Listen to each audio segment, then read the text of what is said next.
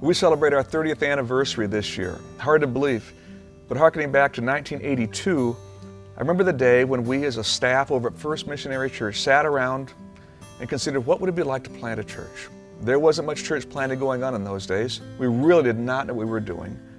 But the idea seemed to resonate with us, and so a city map was put on the wall and we just looked at it. Where would be a good place to plant a church? We thought, perhaps it's going to grow south. And so after giving this some prayer and thought, 50 of us decided that we would launch out. Began in the Southeast YMCA.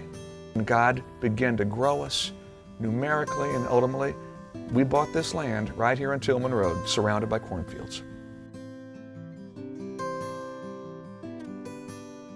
Early on, even with our growing numbers, we were very much homogeneous. That is to say, we were all the same. The South Fort Wayne was pretty much solidly middle-class white individuals. And with the death of the industry on the east side of town, the dominoes began to fall. As the industry left, the tax base became compromised, the schools began to struggle, the mall ultimately died, and before we knew it, the city was changing. Little by little, the inner city, if you will, began to move our way. But by and large, we stayed about the same. We were still, by now, a very large church, very stable white church here in South Fort Wayne. But in parallel with all of this, God began to do a work in me about what the church really was supposed to look like. I'll never forget during my summer study break at a cabin way up in Ontario, reading the book of Nehemiah. And as I began to read the book of Nehemiah, I saw this amazing man moved because the city that he loved was in ruins. And all the while, South Fort Wayne began to get a reputation as a dangerous place to be, a changing place, a place that you hope to move out of. But as I began to see Nehemiah weeping over his city, before I knew it, I found myself weeping over mine. I'd always lived in South Fort Wayne, grew up here, was raised here. And when I recognized that I loved this place, I realized that like Nehemiah, I had to come to grips. Would I ignore it? Would I move away from it? Or would I embrace it? And that summer was catalytic for me. Returned and shared over the next months with leadership here that I sensed God was calling us to be not only church in this area, but of this area. Little did I know what kind of an effort it would be over the next 12 years.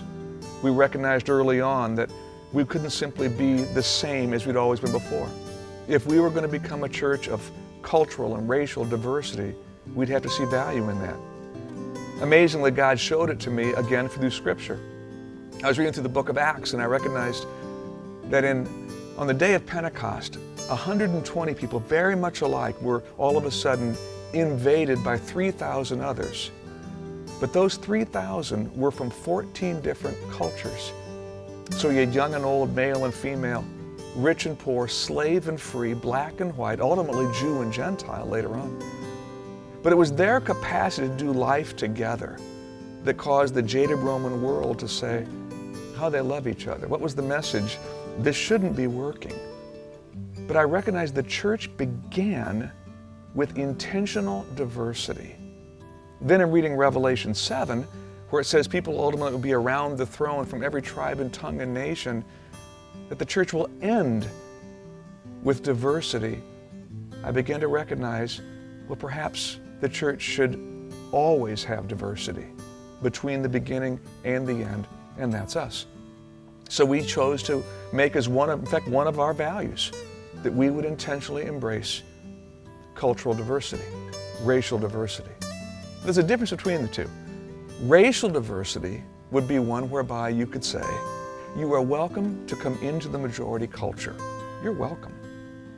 But don't expect to change it much. Cultural diversity would say, you are welcome to embrace our community, and we expect you to change it.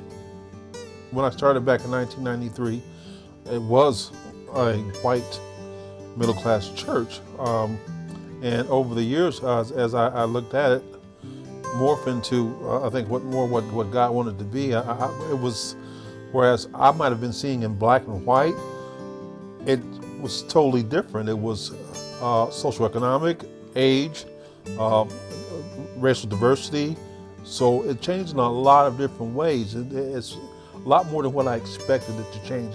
The racial mix-up is totally different with all the, we're in many black families, with Hispanic, with internationals, just a huge change, and that's a big difference from when we first started off. And in a small room where everywhere you looked, we were pretty well the same. You knew how everybody else grew up because it's pretty well like you grew up. I moved to Fort Wayne a couple of years ago to work in this community. And so I was looking for a church to serve the people of this community.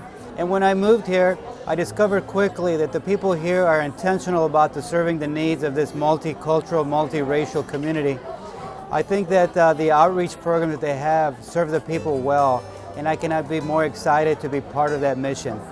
Well, as we determined and became convicted by God's Spirit to stay in this community, even though it had been rapidly changing for the decade prior to that, the one question that comes out of that for us is, who now is our community? Who is our surrounding neighborhoods, community that we exist in? And how do we get to know them? So we just met with neighbors and we asked, what's important to you about living here? What are the things that can be built on? What are some of the needs you see? And they responded to us. We also asked questions like, if you could say anything to the churches in this area, what would it be? And they came up with some very surprising answers. But we took this information to heart, and we started listening and learning, and taking a learning posture in your community is huge. In addition to that, we wanted to develop kind of a habit of making sure we're outside these walls and getting into our community and mixing it up with our neighbors. And that was kind of the idea of Go Day. The Go stands for the great outdoors. That is the place outside the church doors. And that's become a regular rhythm and practice around here, to go and show up and serve our neighbors and be with them in this community. As fellowship was blessed in growing in our diversity, we aspired in children's ministry and in student life ministry to make sure that we reflected that.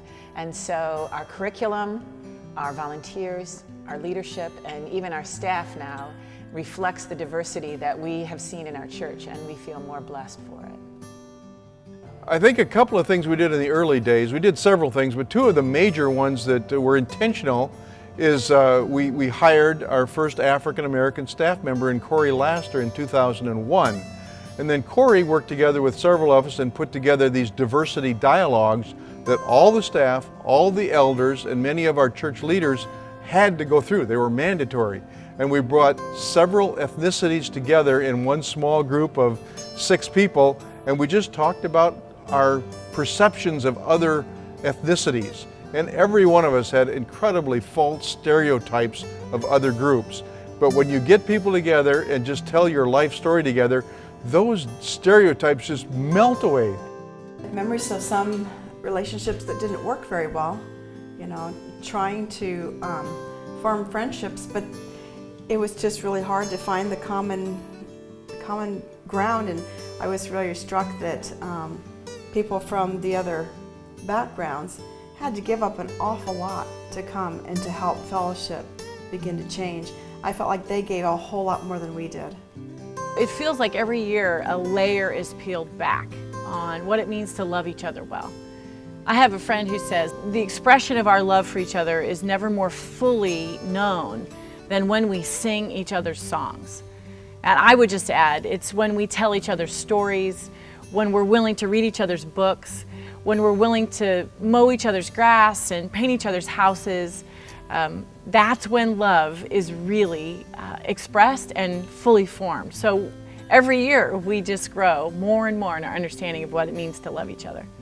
The thing that really grabbed me when I came on board here on staff at FMC was its commitment to diversity and the fact that it wanted to be intentional about it. They didn't just want to say it's something that we desire, but there is a strategy, there is a focus, a plan to make that happen and to see that happen. When it comes to diversity, a lot of people think it's a good value, but how valuable it is can be seen in the amount of intentionality put behind it. I still don't know what I don't know. There are so many statements I make that are still so hurtful. There are so many assumptions that I have that are so false. Fortunately, I have an elder team, again, multiracial elder team and staff, who is gracious and forgiving, and we're learning. I think we're getting better at it along the way, and I think to be sure by the extraordinary growth that we have known by the minorities who are coming in here, that we're growing and learning, but by no means do we have this thing wired and are we doing everything right. But I think we're making some steps in the right direction, and hopefully by God's grace, we'll continue to do so. I feel that it's our church, not like you said, like their church, our church, or you know, welcome to our. It's us, all of us doing life together, and that's what I feel every time I go to our church, because that's what it's all about, doing life together.